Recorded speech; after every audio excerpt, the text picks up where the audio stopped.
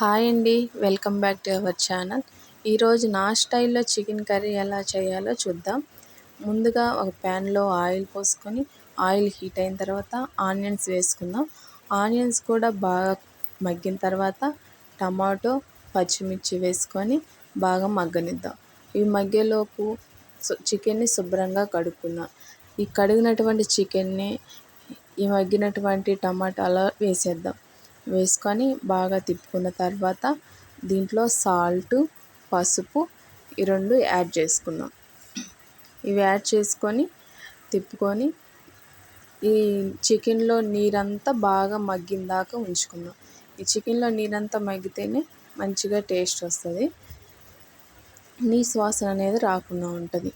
ఈ మగ్గేలోపు మనం మసాలా ప్రిపేర్ చేసుకుందాం. ఇది చూస్తున్నటువంటి మసాలాన్ని మిక్సీ పట్టుకుందాం. మధ్య మధ్యలో ఈ చికెన్ని తిప్పుతూ ఉండాలి అడుగంటకుండా. ఈ చికెన్లో వాటర్ అంతా ఇంకిపోయి ఆయిల్ పైకి వచ్చిన దాకా మనం ఫ్రై చేసుకుందాం చికెన్ని. చూడండి, ఈ మిక్సీ పట్టేసుకోవాలి. మిక్సీ పట్టుకున్న తర్వాత చూడండి, ఆయిల్ అంతా కర్రీలో బాగా పైకి వచ్చేసింది. ఇప్పుడు ఇందులో కారం, మనం పట్టుకున్నటువంటి మసాలా యాడ్ చేసుకొని 1 నిమిషం పాటు ఫ్రై చేసుకుందాం.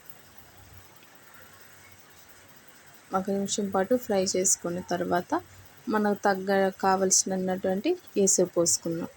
ఈ ఎసురు పోసుకున్న తర్వాత మూత పెట్టి బాగా ఉడకనిచ్చిన తర్వాత సాల్ట్ తక్కువ ఎక్కువ ఏమన్నా అయితే చూసుకొని, తక్కువైతే ఇప్పుడే వేసేసుకోవాలి. వేసుకున్న తర్వాత